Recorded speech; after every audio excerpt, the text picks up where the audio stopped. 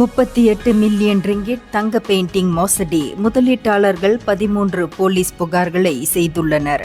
இந்த தங்க பெயிண்டிங் ஓவிய முதலீட்டில் முதலீடு செய்தால் அதிக லாபம் கிடைக்கும், இந்த ஓவியத்தை திரும்ப வாங்கிக் கொள்வோம் என்ற உத்தரவாதம் தந்த செரீனா சியாம் என்பவரின் பேச்சை நம்பி 38 மில்லியன் ரிங்கிட்டை முதலீடு செய்திருக்கும் விவகாரத்தை கெப்போங் தொகுதி ஜாசிகா நாடாளுமன்ற உறுப்பினர் லிம் லிஃப் எங் அம்பலப்படுத்தினார்.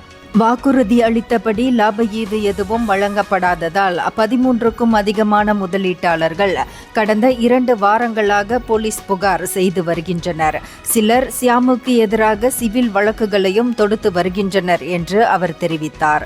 சியாம் அவரின் பணியாளர்களுக்கு சம்பளம் தரவில்லை.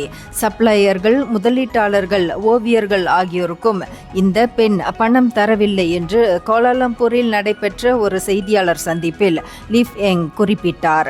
பங்சாரில் செயல்பட்ட சியாமின் ஓரியோ கேலரி 2022 ஜூன் மாதம் மூடப்பட்டது.